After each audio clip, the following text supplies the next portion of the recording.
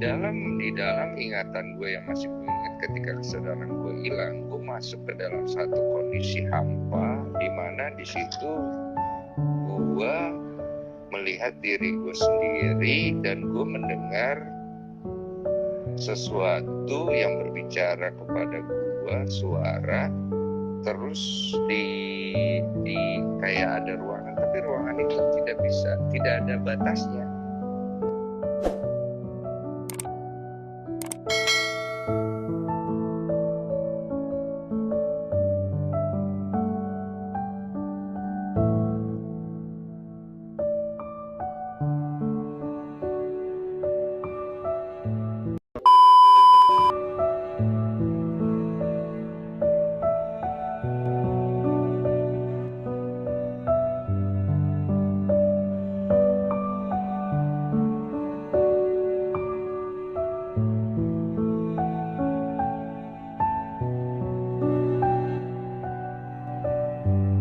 Agak ngelek-ngelek lagi ya?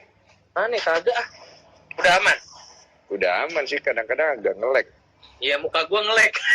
Nah, lo kayaknya mesti pegangin kayak gitu tuh, biar takut di sebelah. Oh iya. Oke, itu tadi lu gimana sampai akhirnya lu bisa baca pikiran orang, bisa denger pikiran orang? Iya, gue nggak tahu itu kenapa, dan gue kaget banget lah. Semua orang juga pasti kok ngalamin kayak gue, bingung lah. Ya udah, akhirnya malam-malam gue semedi, dia doa, kok makin gak bisa kontrol. Akhirnya gue udah stres banget. Gue nulis di tembok, ninggalin pesen buat semua orang. Gue pergi mencari Tuhan.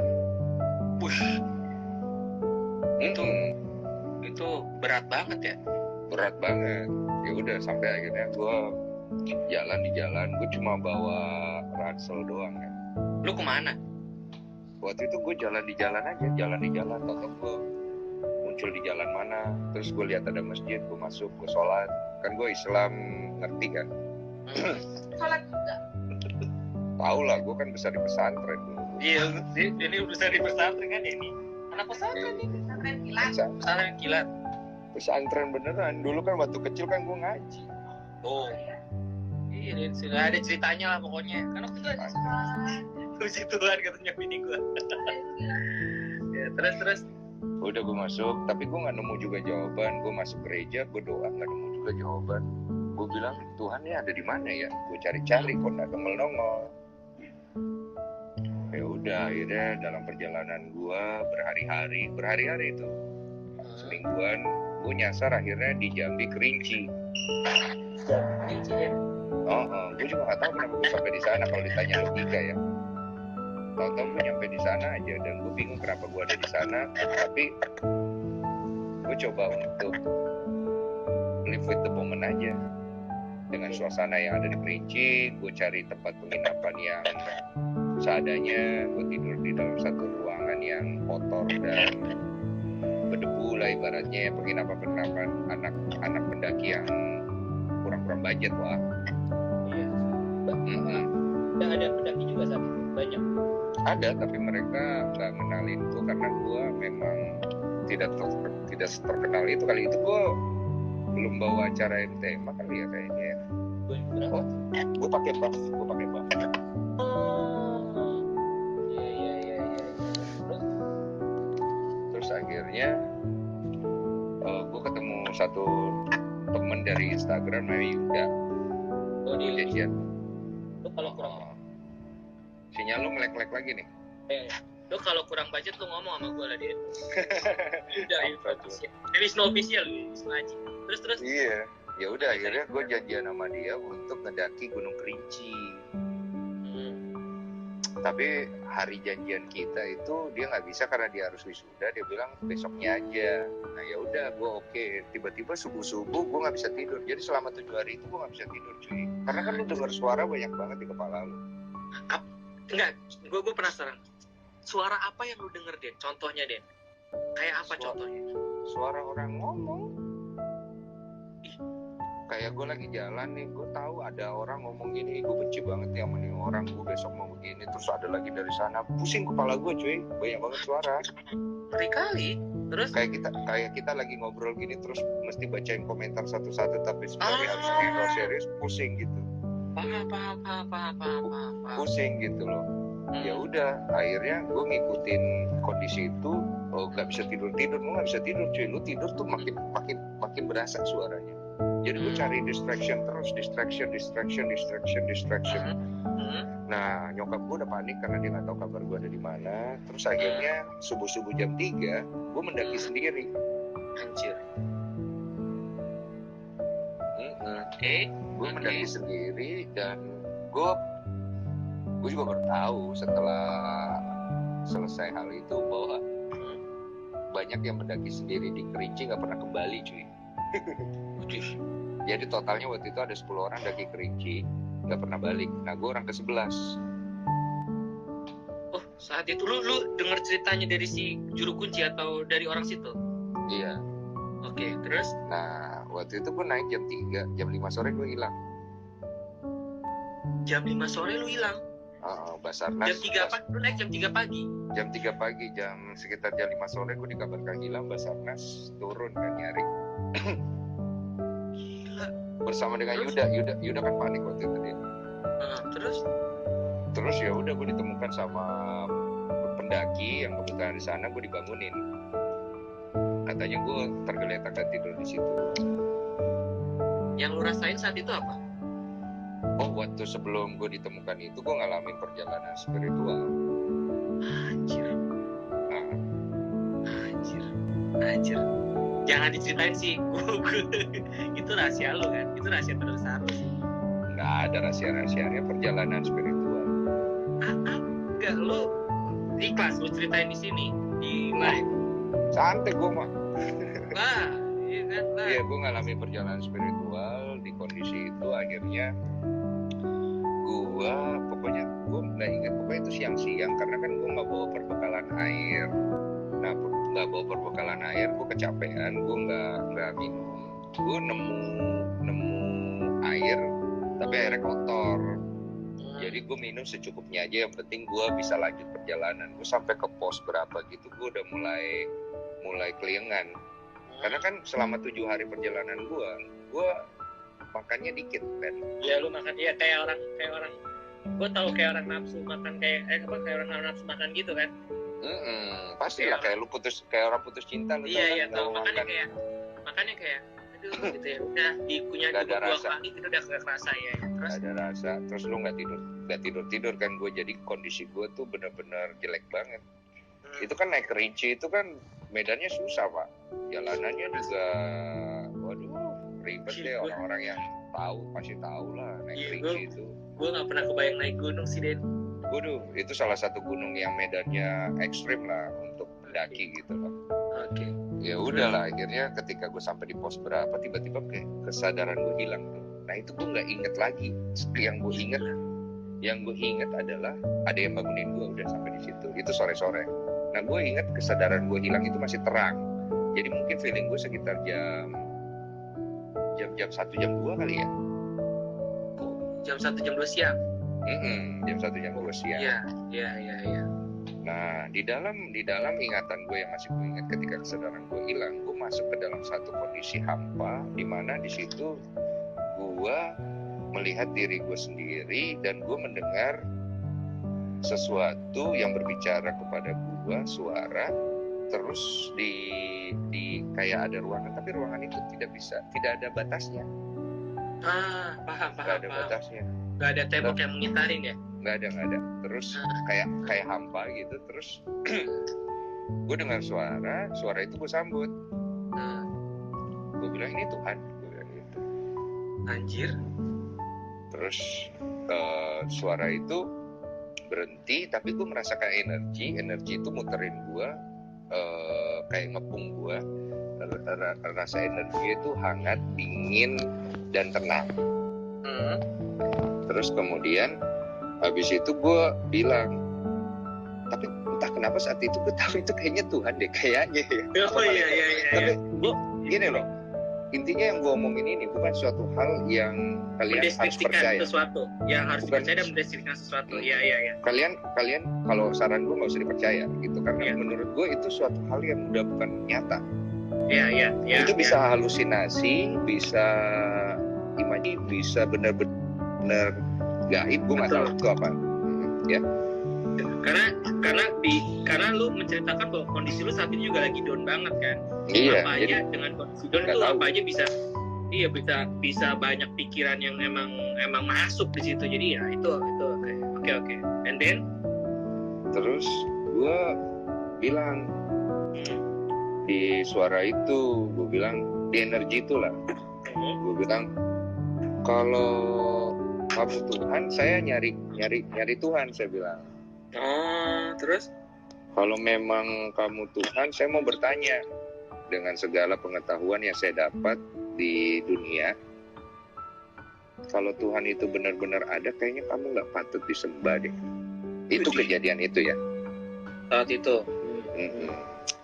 Dan kenapa gue ngomong kayak gitu, itu gue juga nggak ngerti, karena itu kan mungkin udah di luar kesadaran manusia gue ya, karena kondisinya waktu itu gue masuk ke dalam satu ruangan itu. Gue pikir gue bakal mati abis ngomong kayak gitu kan, kelar lah hidupku. Iya, karena cerita-cerita sebelumnya 10 orang udah meninggal tuh. Iyalah, lu ngomong kayak gitu sama Tuhan ibaratnya positif. Ya lu nantang, serem juga. Iya. Tapi memang waktu itu mungkin gue udah nggak tahu lagi jawaban dari kondisi gue. Terus mungkin nekat juga kali ya. Tapi tolong jangan ditiru ya. Karena itu bukan suatu hal yang menurut gue waras gitu. Waras, betul. Tapi tiba-tiba ada sebuah energi yang menutup badan gue, memeluk gue gitu. Oh, ini yang tadi jadi pertanyaan. I see. Terus energi itu lembut, peluk gua, penuh kasih, kayak paham. Lu nggak bisa jabarin karena yang hanya rasa yang lu dapat gitu, rasa. Kayak lu lagi ngedrop, terus tiba-tiba kayak lu diusap punggung lu sama orangnya. Sabar ya, yang kuat ya. Kamu pasti kuat. Gambaran dunia nyatanya gitu.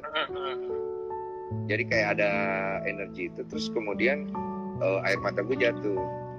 Terus gue bilang, saya hidup kurang baik apa? Saya bilang, saya lahir susah, saya makan susah, saya pernah makan dari tempat sampah, saya tidak pernah menyusahkan orang, saya tidak pernah minta tolong orang, saya tidak pernah bergantung hidup sama orang lain. Kok saya sampai dibawa ke titik ini? Ada masalah apa dengan hidup saya? Kalau kamu benar-benar Tuhan, kenapa kamu bikin hidup saya sesusah ini?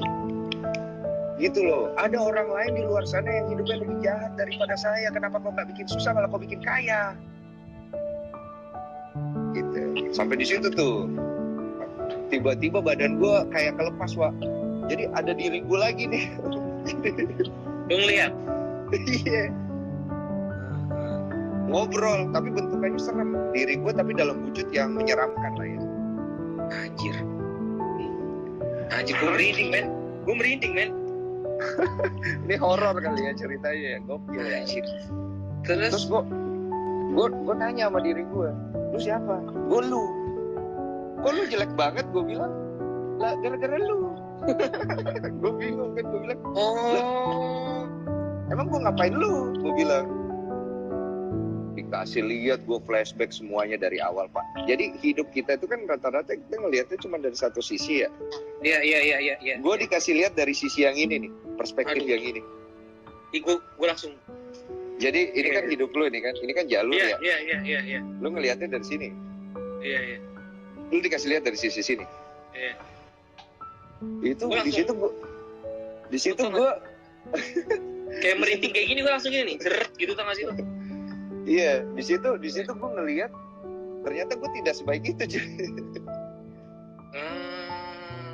I see. Terus akhirnya selesailah, panjang lah ceritanya. Gue nggak bisa cerita sedetail ini karena panjang banget, cuy.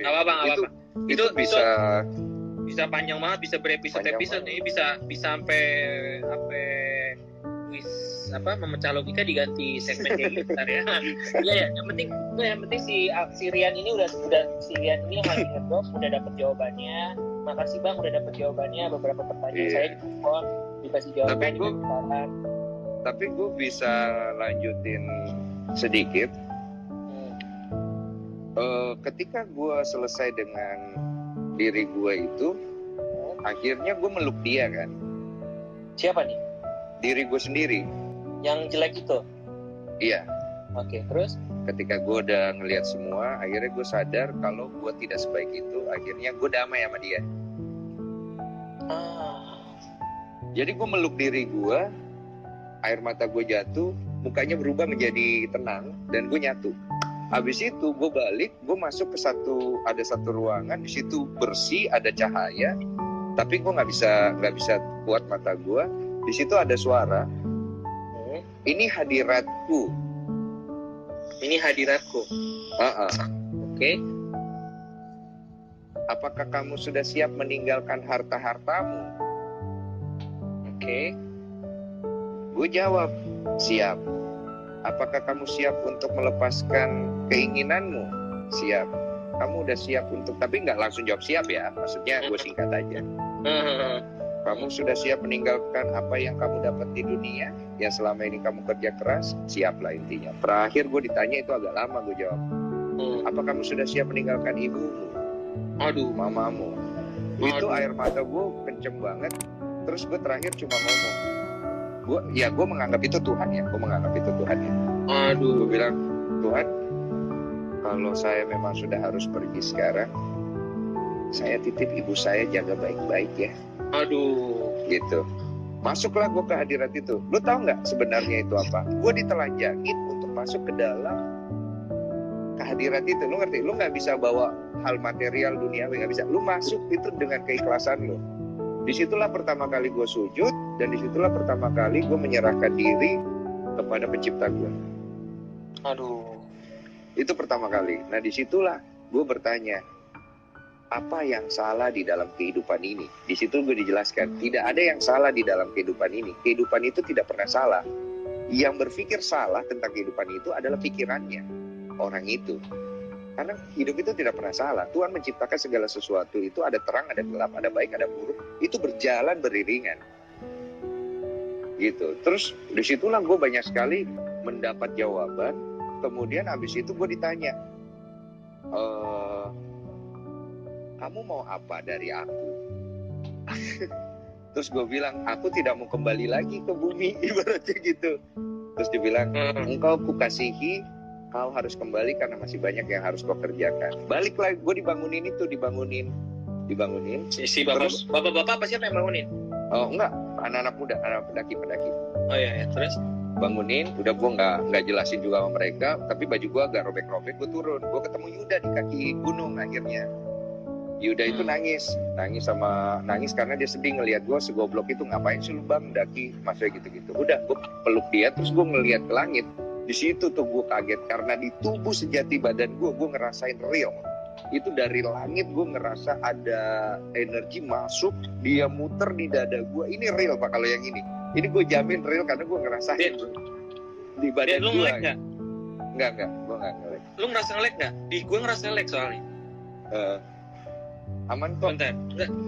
Sinyal lu di gue yang nonton. Jadi gue nggak tahu ini ngelek nggak jadi itu. Agak. Nah gue ini entah ya apa perasaan gue doang, apa yang nonton juga ngerasa.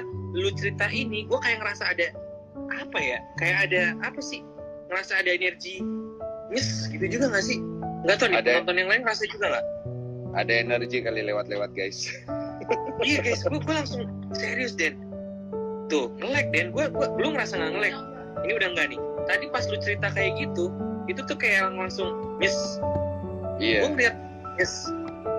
Gue sih terang-terang aja di sini ya. Iya men. Oke. Ya udah, jadi ketika gue ngerasain hal itu, ada energi dingin yang muter di dada gue yang tidak pernah gue rasakan sepanjang usia gue. Energi itu berasa sifatnya damai, tentram, gembira, joy, grace, aneh banget gitu. gue nggak bisa jelasin saat itu. Tiba-tiba dia muter di dada gue, segala sakit di dada lu, sesek gitu ya, dari emosi lu itu menguap, hilang. Terus air mata gue jatuh. Yuda ada saksinya. Yuda itu ngeliat gue, terus dia bilang, "Bang, lu kenapa bang?" gitu kan. Terus gue ngeliat ke langit, gue dengar suara, tapi dia nggak dengar. Suara itu berjalanlah lurus kepadaku, maka engkau akan mengetahui semua. Berjalanlah lurus pada kebenaranku, maka engkau akan melihat semua. Dari situ air mata gue jatuh. Yuda ngeliat gue, dia nanya, "Bang, lu kenapa?" Gue jawab, "Gue udah tahu deh kayaknya jawabannya dah." Terus dia tanya, "Jawaban apa bang?" "Gue nggak tahu logikanya gimana ya ngejelasinnya." Lu ngerti nggak? Selama 2 tahun dari kondisi itu, gue menjalani masuk masa hampa. Gak ada desire, gak ada keinginan, gak pengen apa-apa. Sisi manusia gue kayak hilang gitu. Gila, 2 tahun? 2 tahun, itu gak enak banget. Jadi ketika lu masuk ke dalam kondisi mati rasa sih kalau istilahnya mungkin ya. Iya. Gak enak banget. Hidup lu gak berwarna dong saat itu? Gak ada warnanya, hitam putih aja. Anjir. Habis itu gue tiap malam buka firman. Ya. Ada yang nuntun soalnya. Buka firman, gue buka Alkitab, buka Al-Quran, gue buka beberapa kitab lain karena dia nyambung itu semuanya. Gue baca-baca, itu hanya untuk pengetahuan pikiran gue, di refreshing aja supaya diperbaharui lah ibaratnya. Gue baca, dan disitulah akhirnya gue mulai mengerti bahwa sebenarnya hidup yang dikasih Tuhan sama gue salah gunakan cuy. Gitu, gue salah gunakan. Dan Tuhan menolong gue. Gitu. Tidak pernah ada di dalam sejarah manusia menolong Tuhan, dan tidak pernah ada di dalam sejarah dalam sejarah bahwa ketika manusia melakukan sesuatu yang baik, itu akan membuat Tuhan menjadi baik atau menjadi Tuhan menjadi lebih besar. Tidak ada. Intinya adalah semua hal yang kita lakukan, kebaikan yang kita lakukan, itu bukan karena kehebatan lu, tapi karena kemurahan hatinya Allah, hatinya Tuhan. Itu. Di situ tuh letaknya gitu loh. Nah dari situ gue baca, banyak banget gue baca, mulai dari Injil, mulai dari Kejadian sampai ke Korintus. Karena kalau yang Kristen di sini, kalau yang nonton Kristen, kalian cari Korintus, disitulah letaknya. Ada tertulis, ada iman, pengharapan, dan kasih. Tapi yang paling baik di antara semua adalah kasih. Itu disitulah kuncinya. Kalian cari di Korintus. Kalau di Islam, kalian Al-Fatihah itu sudah cukup menjelaskan banyak hal buat hidup kalian. Gitu loh. Ihdinas siratal mustaqim juga ada di situ, banyak sekali penjabaran bahwa bagaimana kalian membawa agama kalian di dalam hidup kalian. Bukan untuk mencari perbedaan dan mempeributkan itu, tapi mencari persatuannya. Kayak ada satu ayat, lakum dinukum waliyadin, bagaimana kita diajarkan untuk mengerti bahwa ini keyakinanku, itu keyakinanmu, kita jalan sama-sama, tapi kita saling menghormati. Jadi banyak banget sih hal-hal yang kemudian akhirnya gue belajar bahwa sebenarnya bukan lagi nanti masalah lu benar atau salah yang bawa lu ke surga. Bukan lagi, karena yang nentuin lu ke surga itu bukan lu, bukan pikiran lu, bukan ilmu lu, tapi yang nentuin lu ke surga itu Tuhan lu. Itu Tuhan lu. Gitu loh. Nanti semua orang akan mengalami posisi di mana ya sudah tidak berdaya di hadapan Tuhannya. Ya, lu pintar di dunia, ini pencipta lu. Kayak komputer yang sangat pintar bertemu dengan manusia penciptanya. Oke. Jadi lu ada di posisi itu di mana udah. Gue ngalamin soalnya posisi di mana kepintaran lu itu nggak ada gunanya, lenyap. Nah disitulah gue akhirnya ngelihat bahwa ternyata selama ini hidup yang dikasih kepada gue banyak gue sia-siakan. Mulailah gue dapat pembaharuan, akhirnya gue mulai bisa menghargai hidup gue, dan gue belajar pelan-pelan, nggak langsung cuy. Makanya ketika lu ingin lihat orang berubah, lu jangan berharap atau berekspektasi sama terlalu dia. tinggi. Betul. terlalu tinggi, karena itu pasti bikin lu jadi kecewa dan jadi buruk sendiri. Karena lu sendiri untuk berubah takes a lot of time, banyak sekali waktu gitu loh, perlu banyak sekali waktu gitu. Makanya kadang-kadang kita harus belajar, bukan kadang-kadang, sampai lu nemu bahwa lu bisa mengerti kehidupan itu sendiri dan orang lain, disitulah lu nemu jalannya mulai benar. Keren. Mulai benar, pelan-pelan. Terbaik. By the way, gue ngomong apa ya tadi ya? Iya, udah. Intinya lu apa ya, banyak berkat Tuhan yang sudah lu dapat lah deh, termasuk perjalanan lu sampai saat ini lah ya. Kita semua sebenarnya banyak tahu kalau kita fokus ke sana. Kalau kita nggak fokus ke sana, kita nggak lihat sebenarnya.